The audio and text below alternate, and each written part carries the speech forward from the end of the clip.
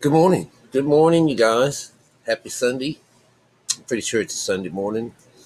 It's the first time in over a month that we've actually had Comcast early in the morning. So I can actually do a quick little lesson for you. And, I've been doing less writing and more reading. I've got to practice reading. But, anyways, I want to say hello, welcome anybody new to the channel. I haven't done that in a while. And basically, what we do is we bring out the patterns of the Bible in some way, whether they be number system or the symbols, and then basically just the makeup of the story itself. You can find that it becomes more mechanical than something that was written off the top of someone's head or becoming anyone's personal memories of something, or even the the idea that this is history being written down.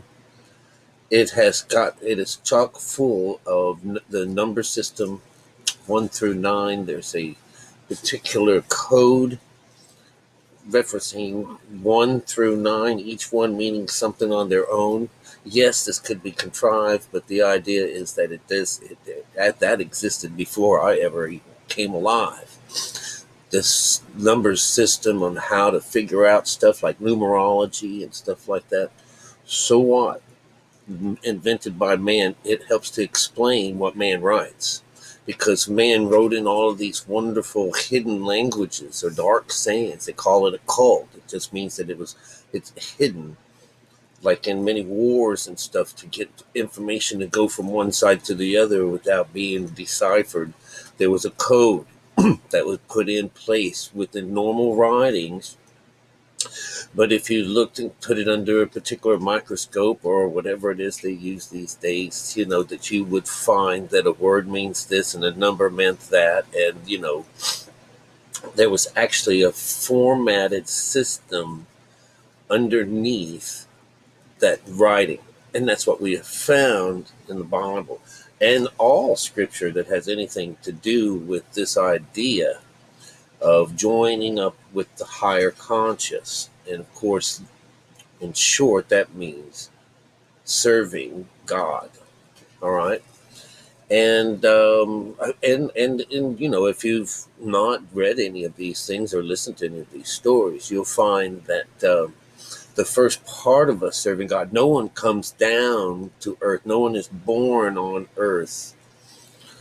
I have to throw some things in there. When a child is born, it's born into what's called a delta conscious. His eyes are big, her eyes. Mouth is open, ears are open. This is the learning phase of a child. And when the child starts to grow up, this delta frequency or delta conscious closes and then opens is beta conscious, which is all the rest of us in this world. Beta frequency, that's what runs the world. That's what runs your body. And that runs out of your lower mind. And it also is connected to the third chakra of our body, the seat of Satan. All right. Of course, these all have these terrible names written on them, but they actually are representing things like, a negative energy is just that. It's just a lower energy. And to be bombarded with a bunch of lower and negative energy doesn't do someone all that great of good. All right. And to be bombarded constantly from a higher energy doesn't do anyone very much either. So we find that what we've actually learned to do is to have a balance. And whenever we have a balance between good and bad and light and dark, what we have then is what is called Libra. In our Bible, this is balance, all right? Or in the outside world, esoteric world, it's means Israel, all right? In Israel, in order to obtain Israel, which is peace of mind, peace on earth, then what we have to do is walk the walk and honor mother and father. And of course, this is just one giant puzzle that I just keep bringing up more and more. So what is God winds up being? Elohim, all right? He's made out to be a man and all by himself as one God. That's what we can perceive. But the idea is what we don't see and what we're not adhering to is the word Elohim, which says God is both male and female, and that there's an image of him in you, all right? And it's not our skin, it's about consciousness. And so it's going to wind up in Golgotha, a place of the skull. This is where the separation takes place, all right? And speaking of separations, you guys, the idea is that we came to this earth to learn things, and we came separate from this God doesn't want to control us, all right? There's this lower mind that wants to control us. God wants to assist us. He just doesn't want to control us. He just says, will you let me come in into your lives, and that way you got something other than this dark side to play with, you know? And besides, my plant, my world, and everything needs light in order to live. And we can't have everybody in the darkness. But, he sits back and waits. This energy, this idea, we personified him to sit back and wait until the end of times. And he's going to just kill us all because we don't listen to him. And that's the spot where we're in, where you say, we're all waiting to be reaped and beat up and killed by this beautiful entity. All right. Well, I'll tell you right now that that's what blasphemous is coming out of the mouths, all right, when you say that. Because when it comes down to it, he says the lesson should have been learned through the story of Jonah. Whereas, while this entire town of Nineveh was to be killed in 40 days, and that 40 number is reoccurring throughout the Bible. I don't know why no one's ever really noticed the idea, but this is 4. It's all that's really mattered in this, And we're trying to reach a 9 at the end of this whole thing as a change, a high 9. So we want to toss our nets over to the right side of the boat where we find this mother, the female side of Elohim. It's just interesting reading the Bible correctly brings about a whole nother story. Whereas, just that word about just opposed, you got to understand that it's really about you. All right. I'm going to X this down. The whole Bible. What I'm trying to say is the whole Bible, everything is really about you. It's not about God up in the air being worshipped and someone hating you and the devil wanting to destroy you and all that stuff. This is man-made nonsense, all right, off of real life sciences of the mind and body connection and how it connects to the consciousness and the frequencies of Earth. These are things that are unseen. These are things that are spirit. This is the other side of matter. This is what joins matter so that we can have life. To know that is to know yourself, and to know yourself then is to know God. So don't be freaked out about it, but let's listen in on this. I was skimming over the next lesson that we're going to be doing in Matthew, and it's Matthew 16. Right? So Matthew 16, that's 6 and 1, so it's a 7. So it should be something really beautiful, right? It should be like, we're going to go through the wrath or something. But it's the 7th chakra. And as I was skimming through, because I don't want to talk about the whole thing, it's kind of boring in many ways, but let's see here. It starts again out with the Sadducees and stuff like that, so maybe it's not so great.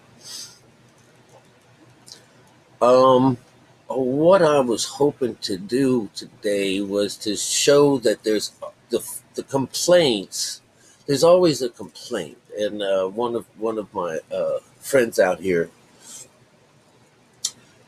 sees Judas as the bad guy still, and in the story, he really is, he is considered the bad guy. But you need to look up what it means to dip a sop.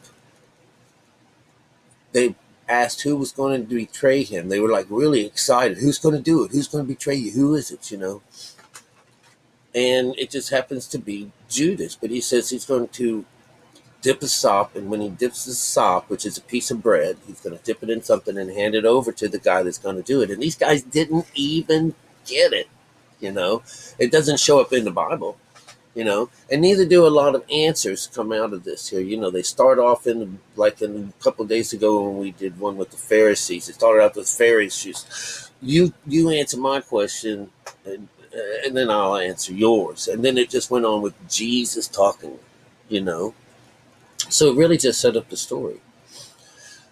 But Judas represents the skin. The skin is always going to complain. It was number 5 that says, hey, you should clean this shit up. This is, or you should have sold that and gave it away.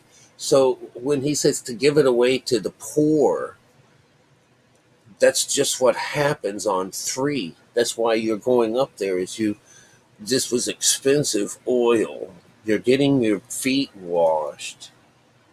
A woman is serving you, and the aroma fills the house. Well, the house is your mind. This is 3. This is the whole idea of coming together. That's what this number 7 is about. It's this idea is 1, 2, and 3 coming together, and it takes that woman, all right? It takes that female, it takes Mary, all right, to do that. They go about asking who I am, and this is a whole mess of I ams. You should be this, this, and this. And it says, this is where Simon is asked, oh, well, you must have got this from my father.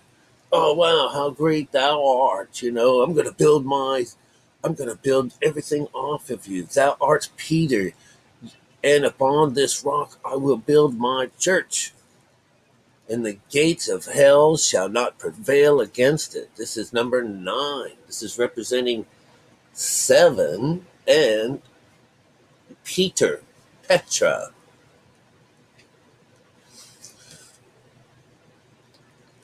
And I say unto thee, thou art Peter, and upon this rock I will build my church. 19. And I will give unto thee the keys of the kingdom of heaven, and whatsoever thou shalt bind on earth shall be bound in heaven, and whosoever shall loose on earth shall loose it in heaven. Those people that love their lives, there's this interesting things that those people that hate it have to live it forever. This is that duality, this idea of when someone says that that you can have poor all the time, but you won't have me. All right. The words of the Bible tell us that we have to go through these works of the Bible. We have to go through this poor time, because you always will have the poor, but you won't always have this higher side. So this is this whole idea. Poor does not mean a poor person. Although if the outside world did not actually recognize the poor and take care of them every once in a while, it's actually the only way that this place has any kind of, niceness in it. Take care of the poor, take care of the wicked, take care of the shut-ins, take care of the dead, All of these are people and things that are not connected to this God, and we find out through the Bible that that's just par for the course. All right. But where I was trying to get at was just that, the 5 of skin, which is not welcome in heaven. Remember, we have to turn into children to get up there, and that means to shed our skin. So the skin is always where the complaints come from. A little bit ago, Caleb and Joseph, they go up, the 2. Remember, there's always the 2 that go out or sent out to go and check out Canaan. They had great reports, and then you had the men that went with them gave the evil report. So the men, and it always winds up being us. It always winds up being the skin has the negative side of things. And of course, that's Judas. All right. But Judas in his skin is going to betray it. He becomes, well, I'm going to break this up. The person that dips the sock to someone, that means that he's the best friend. Me and you have a deal. We have a pact here. Because this has to happen. This has to happen or it won't work. All right. You have to yourself consciously say, I've had enough and I'm going to go up here and do this. You're the judge. You're the father that sends your child. Your only begotten son. A begotten means it's made from your mind. It is an emotional birth. And so you're sending him to do this work for you. No one has to die in real life to get this point across, but it is written that way. Because what they consider dying is the renewing of the mind and renewing of you and the restoration of your soul. That's the new you. And plus you're now in, you're not under the command of God. He completes you, but he doesn't control you. And so this constant idea that God is going to hurt you or kill you or in any way, shape, or form be really mean or ornery and all that is not what this beautiful side of things that we're searching for is about. And as long as you think those things, he will be just outside of your reach. All right. And to think that he's as close to you as your breath. All right. And so what happens, he says, is from let's hear. This is number 20, represents 2. Jesus charged his disciples that they should tell no man that he was Jesus the Christ. Did you hear that? Did you hear that? I have not said that. I kind of said it like that when I was fishing yesterday. Because some woman says, "Well, you never created anything," because it was something about she did a dig. Well, you're not God. You never created anything, so I guess no one will ever know what you do. And I wrote back, I said, I'm an artist and I'm a teacher and I'm this. I've created new things in people's minds. I create things out of nothing, out of thin air and stuff like that. So I'm a creator, but not that kind of creator, right? But I told her, I said, I'm opening the eyes of the blind. I'm raising the dead. And what else? What else is that? I said, these are all things that Jesus says that we could do, that whatever he does, we can do and even greater things.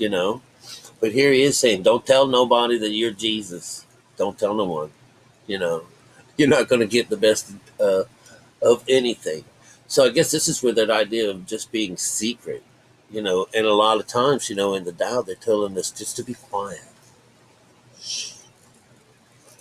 Don't say nothing. Keep it to yourself. From that time forth, now that was number 2. 2 is representing God's creation.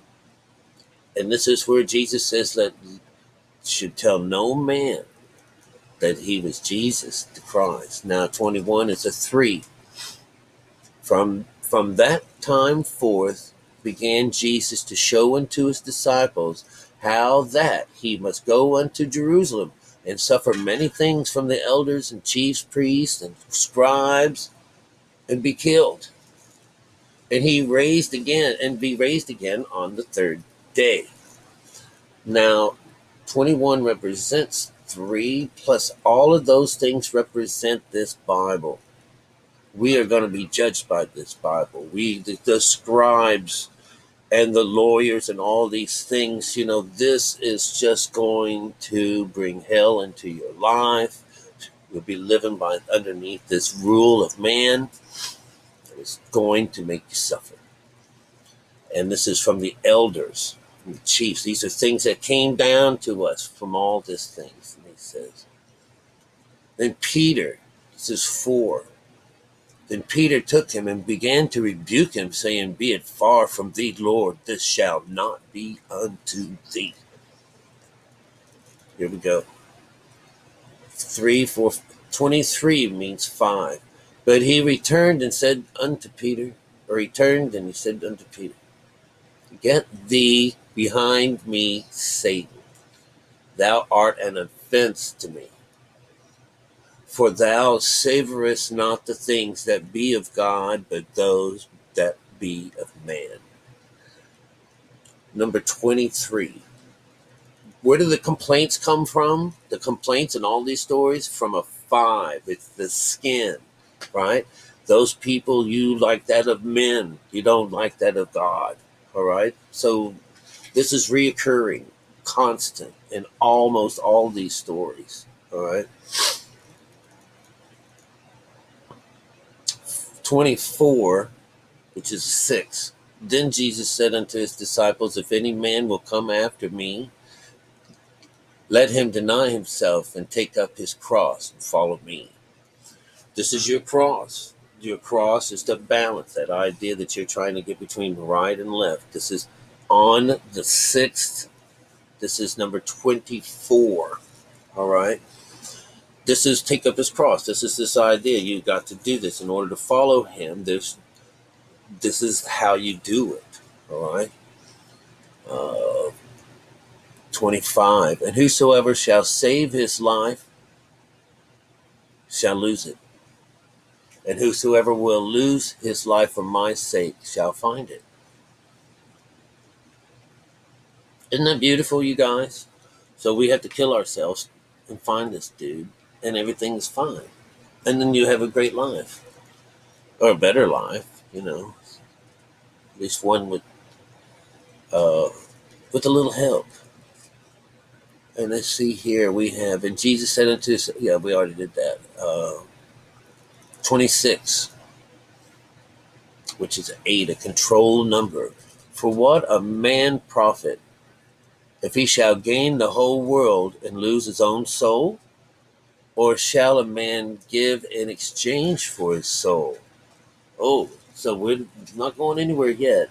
Number 27, the Son of Man shall come in the glory of his Father with his angels. And then he shall reward every man according to his works. Verily, I say unto you, there be some standing here which shall not taste of death, till they see the Son of Man coming in his kingdom.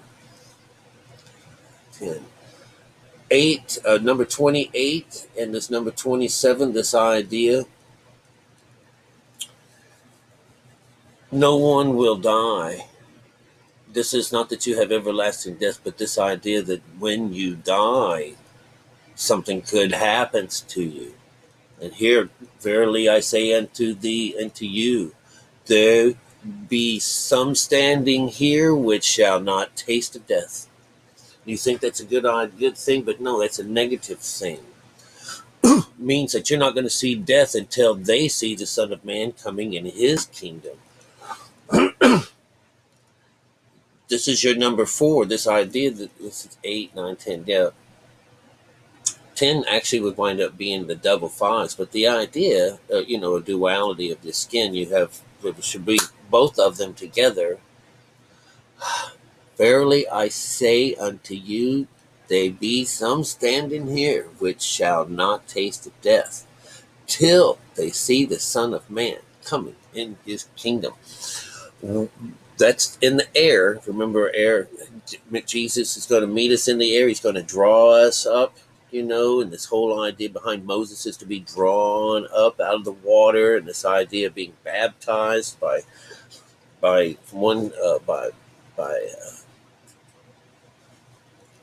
John the Baptist, who says, who's going to baptize me and who's going to baptize you later and stuff like that. Oh, let's see. Where are you at? Bring up the main screen. There I am. Hello. Guys, I hope you can handle that. Oh, maybe, I wanted to go a little further. So we didn't get a whole lot of movement out of that part of the chapter that's just really telling more about sinking it into you as to, how are you going to go about getting this God on,